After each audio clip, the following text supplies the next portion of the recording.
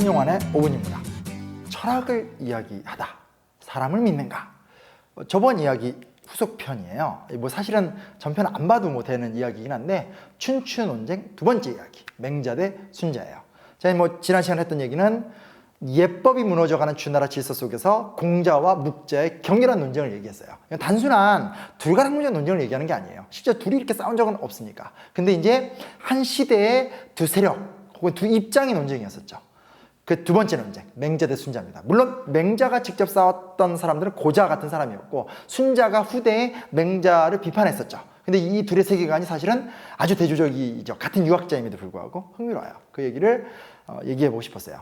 춘추 시대와 전국 시대 붙여서 우리가 춘추 전국 시대로 얘기하는데 사실 두 개가 되게 달라요. 그러니까 좀 포인트가 좀 다른데 춘추 시대 때는 여전히 주나라의 권위가 남아있어요. 그래서 제후들은 주왕실의 권위를 유지하기 위한 패자, 그러니까 이제 리더가 되기를 원했지 주왕실을 무너뜨리고 새로운 나라를 세우고 싶어 하진 않았어요. 그렇죠. 근데 이제 이렇게 멈출 수 없는 시대적 변화가 일어납니다. 첫 번째, 철기 시대가 도래합니다. 철제 농기구와 철제 무기가 개발되면서 대규모의 생산력 발전이 이루어지게 돼요. 두 번째, 군현제가 만들어집니다. 드디어 각각의 제후국가에서 자기의 제후국을 군과 현으로 체계적으로 통제하고 고대 관료 조직을 통해서 아주 체계적으로 관리하는 새로운 형태의 정치 시스템이 세계 최초로 중국에서 개발이 돼요. 세 번째, 생산력의 발전과 조직의 발전 속에서 상업이 빠르게 발전하면서 대상인들도 등장을 하게 됩니다. 그래서 도전, 포전 같은 동전이죠. 최초의 화폐 같은 것들이 중국에서 아주 다량으로 활용이 되게 되는 등 중국의 문화 문명이 마구마구 바뀌어져 가게 돼요. 그러면서 시대는 자연스럽게 춘추 시대에서 전국 시대로 넘어가게 됩니다. 춘추와 전국이 다른 게 뭐냐? 전국은 전쟁 전자를 쓰는 거거든요. 주나라의 권위가 사라져요. 그리고 이제는 제후들이 그저 패자가 되는 것이 아니라 새로운 천하를 세우겠다. 이제 모든 나라를 멸망시키고 내가 새로운 황제가 되겠다. 이런 새로운 싸움이 시작이 되면서 어떻게 보면 공자나 묵자의 바람과는 다르게 사회는 더더더더 급변하고 있는 상황이 되게 되는 거죠. 제가 저번 주에 주제를 무너진 세상에서라고 얘기했는데 이미 무너져 버리게 된 거죠.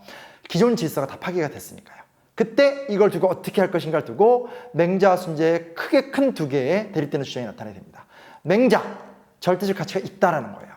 순자는 절대적 가치는 없다라는 거예요. 뭐 이제 제가 이제 한문용어 써가면서 하면 좋은데 그건 너무 어려울 것 같아 쉽게 말하는 건데 하늘의 뜻이 있느냐 없느냐를 두고 싸운 거거든요. 그래서 기본적으로 천명, 맹자는 하늘의 뜻이 고결하고 하늘의 뜻이 이 세상에 관통되기를 하늘이 원한다. 이런 막연한 어떤 그 천명 사상을 얘기한다면 순자는 하늘은 그냥 자연이다. 자연은 원칙이고 자연은 인간에 영향을 주지 않는다. 그게 냉소적인 태도를 취하게 됩니다. 방향이 달라지게 되는 거죠.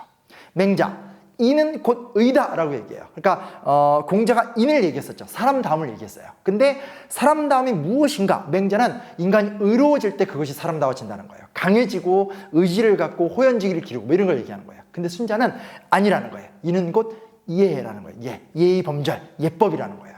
좀 태도가 달라지게 되는 거죠. 좀 더 디테일하게 들어볼게요. 맹자가 인은 곧 의다라고 주장할 수 있는 건 뭐냐? 인간은 아무리 이 세상에 타락했어도 여전히 선해질 수 있다는 거예요. 여전히 강력해질 수 있고 대장부가 될 수 있고 호연직을 기를 수 있다는 거예요. 그러니 우리가 선해지도록 노력하자는 거예요. 의지를 갖자라는 거죠. 그에 비해서 순자는 인간의 선함은 보잘것이 없다는 거예요. 아무리 선한 노력을 해봤자 인간의 욕망을 선함이 못 이기기 때문에 원래도 악하고 설령 선함이 있어도 주양 관심사가 되지 못한다는 거예요. 같은 유학자인데 굉장히 다른 얘기를 하죠.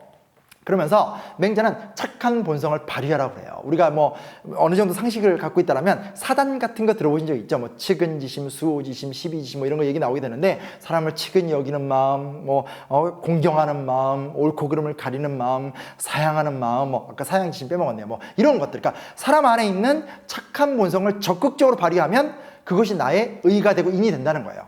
그리고 두 번째 뭐냐? 그렇게 해서 내가 위대한 인간이 되면 그뿐이라는 거예요. 하늘이 나를 부르면 세상에 나가서 세상을 바꾸는데 내 혼신을 다하는 거고 안 부르면 그냥 가만히 하늘의 뜻을 기다릴 뿐이다라는 거죠. 좀 초연하자라는 거예요.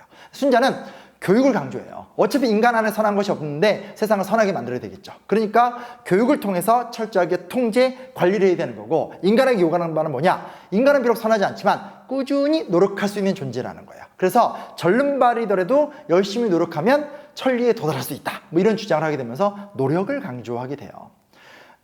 정치 사상도 완전히 다릅니다. 맹자는 오직 민본이에요. 백성을 위한 삶, 백성이 행복한 삶.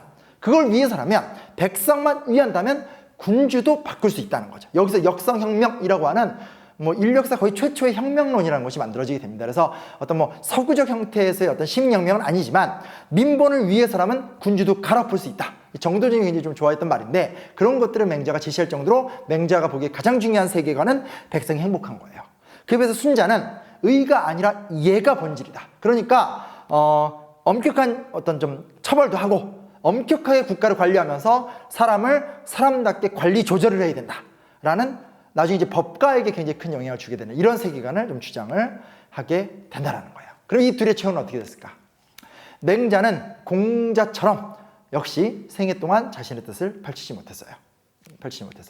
순자는 당대 최고의 학자예요. 실제로 당시의 사회적 지위와 어떤 위치를 생각해 본다면 순자야말로 춘추 전국시대 때 탑 오브 탑 스타 학자가 됩니다. 근데 참 아이러니한 게 뭐냐면 그 이후에 맹자가 성리학이 발행하게 되면서 유일한 공자를 계승한 정통론의 입장에 서게 되고요. 근사록이라는 책이 있는데 근사록이라는 책, 대표적인 성리학 경전인데 거기 보면 후발부에 순자는 이단이다라고 딱 나오게 되면서 순자적 세계관이 완벽하게 몰락을 하게 돼버려요. 그리고 오히려 본인 순자의 사상도 유가 자체보단 법가에 영향을 주는 형태로 변형되면서 역사 속에 좀 사라져 버리게 됩니다.